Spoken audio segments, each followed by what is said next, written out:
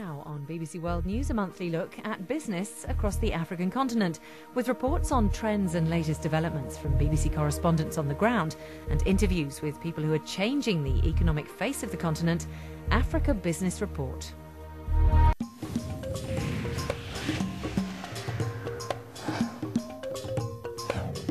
Africa Business Report in association with Skybank.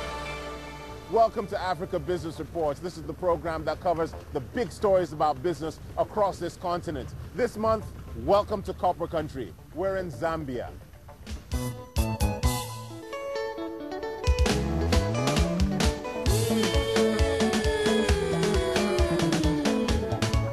I am here in the copper belt of the country. Now, for many decades, this resource has been the backbone of this country's economy. But how is it coping in the aftermath of the global economic downturn? Also in this program, Africa's first cell phone maker is based here in Zambia. We'll ask if it can conquer the continent. And the new kid in town, South Africa's mobile messaging revolution. We'll also be hearing from Sudan. I'm James Copnell, and I'm going to be looking at how gum arabic from this acacia tree ends up in beverages and foods that you buy in your local shop, and how it profits hundreds of thousands of Sudanese along the way. All that and more in this edition of Africa Business Report. Now, copper mining is very important to this country's economy. I was here last year in the aftermath of the global economic downturn and the collapse of international copper prices, and I can tell you the impact was severe. Now, things seem to be picking up once again. Kennedy Gondwe has been investigating that story. Kennedy, first of all, tell us, how important is this region to the economy of Zambia? It's a very important region. It's basically the hub of the economic activity that Zambia relies on. For instance, before the privatization of the mines, the number of people that were employed were over 50,000, and that's only second to government. And also, there were a lot of companies or industries that relied on ZCCM, the Zambia Consolidated Copper Mines, and those companies in return employed so many people. And then what also used to happen is that the mining industry used to support social clubs, they used to support hospitals, they used to maintain roads. So that's the significance of the Copper Belt region to Zambia. Okay, well, you've been investigating this story in greater detail. Let's take a look at your report. Copper and the processing of it is the lifeblood of this facility in the mining town of Ndola and many others like it in the region. So companies like this were hit hard when the global downturn drove down prices. Many Western investors either fled or scaled back their presence in the copper belt, leaving the economy hurting. But as the international climate improves, so too have prices. And that means things are changing in the copper belt. This is copper sulfate solution, which is produced by pumping acid through the copper ore. And that's a very important component in the production process. Now, if you were here last year, you wouldn't have seen this. Just a mere fact that you're able to see the copper sulfate solution means increased production. Investment from China is now increasingly important here, as the country looks for raw materials to boost its economic recovery. Many local business operators see this as a lifeline. I think the Chinese becoming a major player in the mining sector, it should be welcome in that they are trying to bring in the skill here, and also China's got money. Who has got the biggest balance sheet in this world? I mean, in the credit crunch, there was no Chinese mine that ever entrenched, not even a single employee during that meltdown. I mean, who else can we ask for? But China's increasing importance here in the copper belt is not universally popular. Critics complain that Zambians are not reaping the benefit. That's a criticism the government refutes.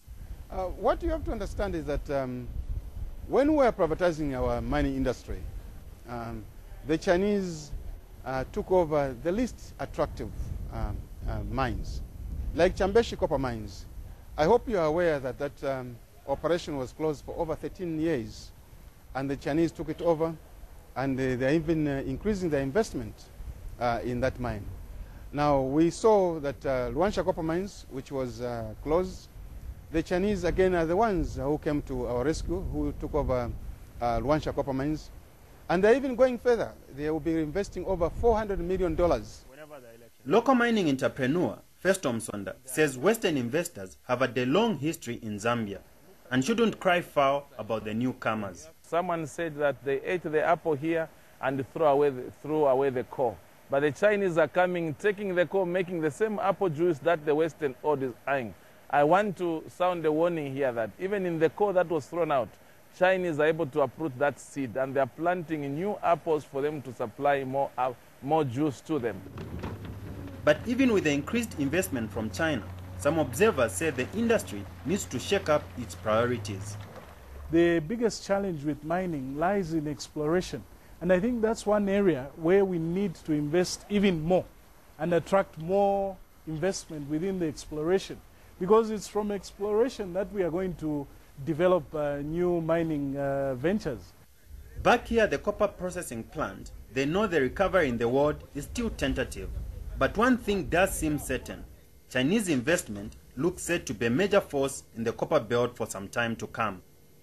So, Kennedy, it's clear from your report that China is very important to copper mining now. Yes, it is indeed a very important partner when it comes to mining into Zambia. For instance, if you look at the period 1993 to 2008, China invested over 2.1 billion United States dollars into Zambia's mining activity. Just last year, when the crunch was at its peak, China also pumped in $400 million into Zambia's economy when it comes to their mining. And then there are also projections that in the northwestern part of Zambia, where new mining operations are opening, China is expected to pump in 3.6 billion. So you can see the importance of China when it comes to Zambia's mining activities. Very interesting. Thank you very much, Kennedy. Now, we've just returned from the copper belt of Zambia. We're back in the capital, Lusaka. While we were there, we saw the extent of the Chinese influence in the copper mining business. But it's not just in mining that the Chinese interest is being seen. In fact, it's across the entire economy. I've been speaking about that issue with the chief executive of the Zambia Development Agency, Andrew Chupwende. Andrew, thanks for joining us on Africa Business Reports. Can you tell us the extent of Chinese investment in the Zambian economy at this point? Well, it's been increasing over the last few years, and it's largely concentrated in the mining sector, which is obviously resource and infrastructure development. We've seen quite a bit of companies coming in the construction sector, and recently we've seen one or two modern hotels which are owned by Chinese operators opening in Lusaka and one or two other towns. But in terms of extent, it's still below some of our traditional sources, that is the Western Europe and South Africa, because those are still leading by far. But it's clear that the Chinese want to overtake those leading countries, don't they? The Chinese investment is growing, and whether to overtake, that is a question of time, because as ZDA, our thrust is to attract investment from all sources. Well, Andrew, you paint a very rosy picture, but from what I've heard, not everyone is happy with the Chinese presence. You talk about the construction sector, for example. The small-scale construction businesses are complaining that they aren't getting as many jobs as the Chinese are. Those in the mining industry talk about, you know, the kind of labor regulations that are not being respected by the Chinese. It would be unfair to say that the Chinese investors are not respecting the labor laws, because I know that even some Zambian employers, I mean, if you go around here and ask how many people employ house servants and whether they actually comply with the Minimum Wages Act, probably very few of them comply. But when I walk through the retail sector and I walk through the markets, and one realizes that there are so many products on the shelves that are from everywhere else. Has Zambia, and some would say many other African countries, opened its doors too wide? Well, we'll probably open our doors too wide, yes, in the early 90s when we liberalized. But again, I think this is changing.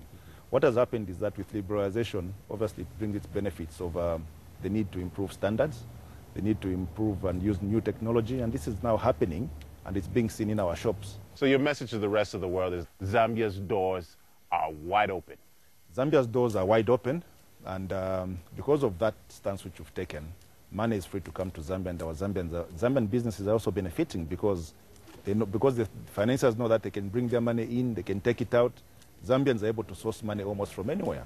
If the banks locally are charging 25% interest and the bank in UK is charging 5%, I'm a Zambian-based operator, I can go and borrow from the UK. And the bank will look at Zambia and say, yes, if, the risk of lending to you is lowered because I know that you'll be able to meet your repayments without having to go through a controlled regime. Okay. Andrew, thank you very much for being with us. Thank you, Kola. Thanks for coming. Now, we've been hearing about the influence of Chinese business here in Zambia, but one company that is 100% Zambian is M-Mobile. They manufacture the M-Tech mobile phone, currently producing around 2,000 units every month, and they have big plans to expand beyond the borders of Zambia. I'm here with the owner of the company, Mohammed Sidat, who's going to tell us a bit more. Welcome to Africa Business Report.